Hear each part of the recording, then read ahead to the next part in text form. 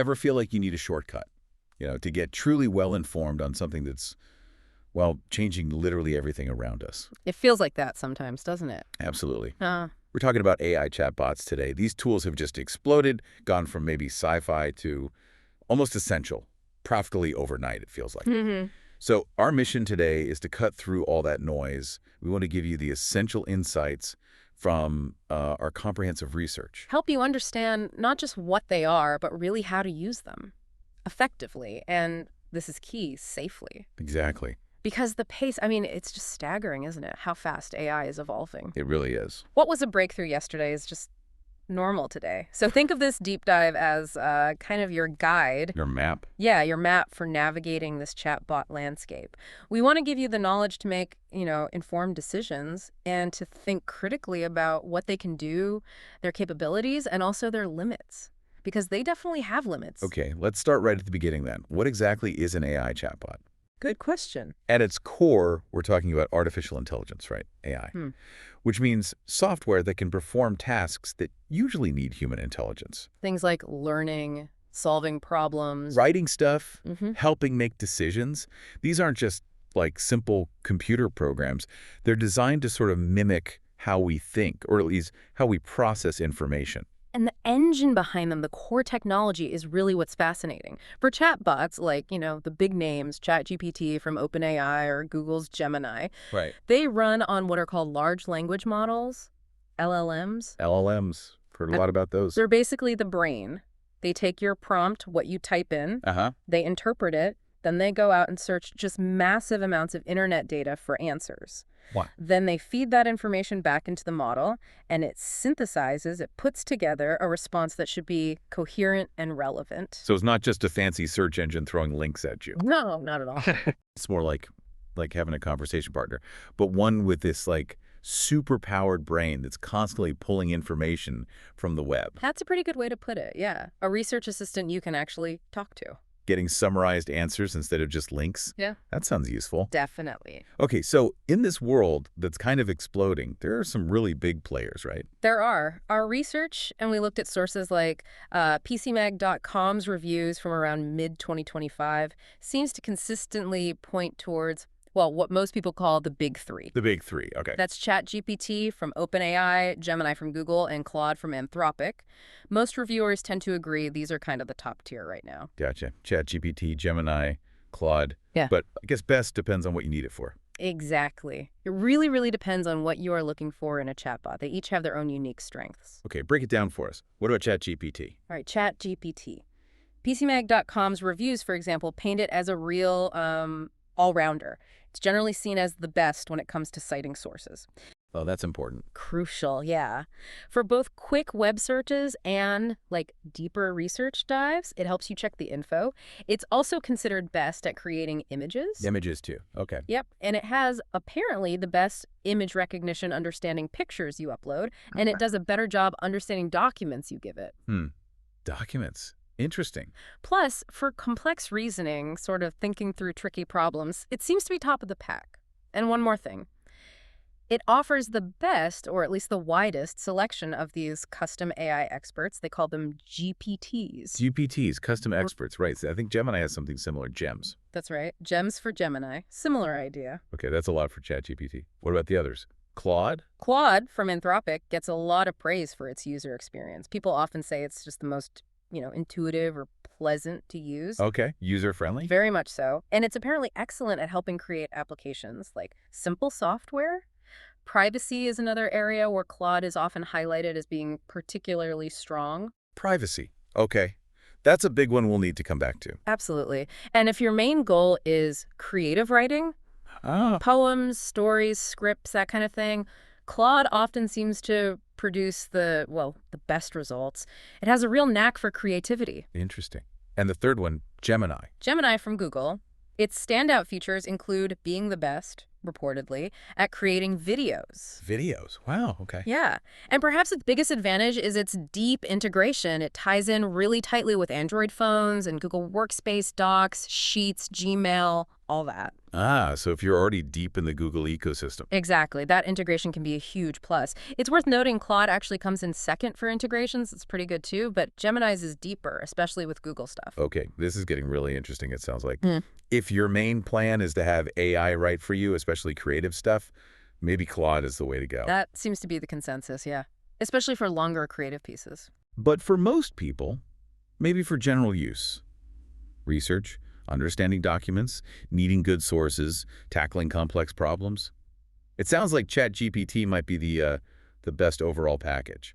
Based on current reviews like PC Mags, that seems fair to say, its strengths in research, sourcing, understanding various inputs like docs and images, and complex reasoning make it a very powerful kind of general-purpose tool, a real information powerhouse. Okay, so we know what they are, who the main players are and their sort of specialties. Let's talk about why they're becoming so useful. What's the big upside here? Why are people flocking to them? Well, I think one of the absolute biggest advantages is the shift to natural I language. mean, you can just talk to it normally. Exactly. Remember how frustrating old web searches could be? Trying to guess the exact right keyword. Oh yeah, clicking through pages of links. Right. Chatbots mostly do away with that. You can just type your question like you'd ask a person, in pretty much any supported language, and instead of just a list of links, you get a summarized answer. That does sound better. It makes the whole process feel much more like a conversation, less like a witch hunt for the right keywords. Okay, natural language is a big plus. What else? Availability and responsiveness are huge too. They're available 24/7, right? Unlike a library or maybe a human research assistant. Good point. Always on. Always on. And while they aren't maybe instant like a basic Google search, most answers come back pretty quickly, usually within a few seconds. Even if you ask for really deep research, something that might take a person hours or days, the chatbot might do it in minutes, maybe up to half an hour for something really complex. That's still a massive time saving. Definitely. And sourcing. We mentioned ChatGPT is good at this, and the best ones do it well. They tell you where they got the information. Which makes it easier to check. Exactly. You can verify the information, or if you need more detail, you can go straight to the original source material. It adds a layer of trust, or at least transparency. Okay, I can really see the appeal. Getting a concise, sourced answer to a complex question pretty much instantly. Instead of all that clicking and scrolling, it's about efficiency, getting straight to the knowledge. Precisely. It streamlines information gathering significantly. But there's always a but, isn't there? Usually is with powerful tech. Like any powerful tool, there have got to be limitations, downsides we really need to know about. Absolutely. It's crucial to understand the boundaries, because that's where your judgment, your critical thinking has to come in. So what's the first thing to keep in mind? The most fundamental thing, I think, is just remembering it's only a tool. Right, not a person. Not a person, not your friend. It doesn't understand things the way humans do. It's a very sophisticated utility designed to process information and generate text or images or whatever. We could get into broader societal concerns too, about data sourcing, energy use, the future. Yeah, that's a whole other conversation. It is, but for right now, just using them effectively, the key is understanding it's a utility. Okay, tool, not a friend. Got it. What else? Bias. Yeah. This is a really significant limitation. How does bias get in there? Well, think about how they're trained. These LLMs learn from absolutely enormous amounts of text and data from the internet. We're talking Wikipedia, Reddit, news articles, books, scientific papers, code repositories like GitHub. Basically, human knowledge, warts and all. Exactly. And all that human-generated text inherently reflects the biases present in society. Sexism, racism, political biases, stereotypes, it's all in the training data. So the AI learns the biases. It learns the patterns, Yeah. including the biased ones. Now, developers work extremely hard to try and mitigate this. They use filtering techniques, they try to balance the data sets, anonymize data, they have humans review outputs, implement real-time filters, conduct bias audits, use user feedback. Sounds like a lot of effort. It is, but the consensus is it's practically impossible to remove all bias. It's just too deeply embedded in the source data. So what's the result? The result is that chatbots can still sometimes generate responses that are non-factual because of a bias or skewed or even inadvertently inflammatory, you have to be watchful for that. Okay, bias is a big one. What else? Then there's something called context rot. Context rot. Sounds unpleasant. It can be frustrating. So when you're having a conversation, a chat with a chatbot, it has a limited memory. This is called the context window. Okay. As your conversation gets longer and longer, you eventually fill up this window. The chatbot starts to essentially forget details from earlier in the conversation. Like it loses the plot. Pretty much. It can lose coherence. It might misunderstand what you're asking because it forgot the earlier context. And sometimes it can even start to confabulate data. Confabulate. Meaning it just makes stuff up. Oh, wow. And that leads to another really critical point. Oh. Chatbots don't actually know or understand anything in the human sense. Right. You said they're tools. They are pattern matching machines. They predict the next word or the whole response based on statistical likelihood from their training data. The goal is to generate something that sounds plausible and grammatically correct. Plausible, not necessarily factual. Exactly. Plausibility often trumps factual accuracy in their programming. So if the LLM doesn't actually have the specific information you asked for in its training data, It might just invent an answer that sounds good. it might, and it can be incredibly convincing when it does. This is why you absolutely cannot take everything a chatbot says as gospel truth. Okay, so let me try to summarize this. We get amazing speed, this conversational way of interacting with information. Huge upsides. But we have to bring our own critical thinking. We have to be aware they can be biased, they can forget the context of our conversation, and they might even just make things up if they don't know the answer. That's the core trade-off, yes. Incredible power, but it requires user vigilance. Right. Okay, that covers the sort of technical pros and cons. What about the really practical stuff for users? Like, what does it cost? Are there limits? You mentioned privacy earlier. Yeah, all very important. Cost first. Premium subscriptions, like maybe $20 a month for something like Gemini's advanced features, can actually be a really good deal if you use it a lot for valuable work. $20 a month. Yeah. Yeah, I can see that being worth it for heavy users. But it's still a cost, and that can be a barrier for some people. The good news is most of these chatbots do offer free plans. Okay, free is good. What's the catch? Usually usage limits. You might be restricted in how many questions you can ask per hour or per day, or you might only get access to a slightly older or less powerful version of the LLM. So you get what you pay for, basically. To some extent, yes. But those free tiers are fantastic for trying them out. You can test drive ChatGPT, Claude, Gemini, see which one feels right for you without spending anything. Good point. Try before you buy. What about limits on the paid plans? Even the paid plans usually have some kind of usage limits, though they're typically much higher.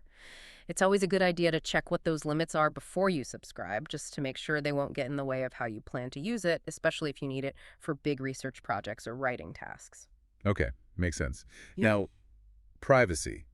You flagged this earlier. Yes. And this is, I think, the most critical warning we need to give. Okay, lay it on us. With most standard public AI chatbots, the big ones we've discussed, you have to assume that anything you type into them or any document you upload can be used by the company to further train the underlying LLM. Wait, so my conversations can become part of its brain? Potentially, yes. Yeah. Your data or any data you input could be incorporated into future versions of the model.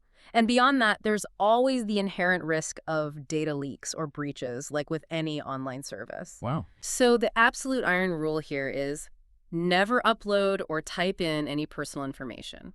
Nothing sensitive, nothing confidential, nothing proprietary. Not your financial details, not your private medical info, not your company's secret plans. Just don't do it. That seems hugely important. It is. Especially for professional use, the risks are significant. Are there any safer options if you do need to work with sensitive stuff? There are some emerging alternatives designed specifically for this. Google, for instance, has a tool called NotebookLM. NotebookLM. Yeah, it's different. It's explicitly designed not to train its models on your data. It's private by design. And crucially, its responses are grounded only in the documents you specifically upload to it. So it only knows what you tell it. It doesn't pull from the whole web or its general training. Exactly. It works within the confines of the source material you provide. That creates a much more secure, controlled environment if you're dealing with sensitive information. Okay, that's a really important distinction. So the big takeaway on privacy is be incredibly careful with public chatbots. Assume nothing is private and explore tools like NotebookLM if you need that security. That sums it up perfectly. Vigilance is key. All right. So putting this all together, where do we land? What's the overall verdict here? Well, if we zoom out, look at the big picture, AI chatbots are, without a doubt, incredibly powerful tools. They really can enhance our abilities, boost productivity, help us learn in new ways. They're remarkable. But they absolutely demand that we use them in an informed way. Critically, cautiously. Understanding the limitations and the risks, especially around bias and privacy, is non-negotiable for using them well. So when it comes to choosing one, it really goes back to what you said earlier. It depends on your needs, right? Absolutely. There's no single best for everyone. You need to think. What's my main goal? Is it deep research where sourcing is critical? Maybe ChatGPT is the front runner? Or creative writing, maybe focusing on user experience. Then Claude might be your best bet. Need top-notch video generation or seamless integration with your Google apps. Look at Gemini. Exactly. And if privacy is the absolute top concern, maybe for sensitive work. Then something like NotebookLM is the way to go, even though it works differently. Precisely. The best chatbot is the one that fits your specific requirements and your tolerance for the different trade-offs. Okay, so let's just quickly recap the key things we've covered in this deep dive. Sounds good. We talked about the revolutionary power of just talking to AI in natural language, how it changes information gathering. Getting away from just keyword searches. Right. We highlighted the distinct strengths of the big three. ChatGPT is that research and reasoning powerhouse. Claude for its creative flair and user experience. And Gemini for its Google integration and video skills. Yep. And then the crucial part, understanding the downsides. Issues like inherent bias in the data. Context rot, where they forget things. And the fact they don't truly understand and can sometimes just make stuff up. Plausibility over accuracy sometimes. And maybe most critically, the privacy implications. Yeah. That warning about never sharing sensitive info with public chatbots. Cannot stress that enough. Definitely. You know, the way AI is evolving so rapidly, these tools are only going to become more woven into the fabric of our lives. They'll be everywhere, changing how we work, how we learn, how we create. It feels inevitable, doesn't it? It really does. And Yeah. that raises, I think, a really important question for everyone listening. How will you choose to use this undeniable power? How will you leverage these tools to boost your own knowledge, your productivity, while at the same time making sure you maintain your own critical judgment and meticulously, carefully protect your own information? That's definitely something to mull over as you start exploring or continue using these really fascinating, incredibly powerful, and sometimes quite tricky tools. Food for thought. Absolutely. Well, thanks for diving deep with us today.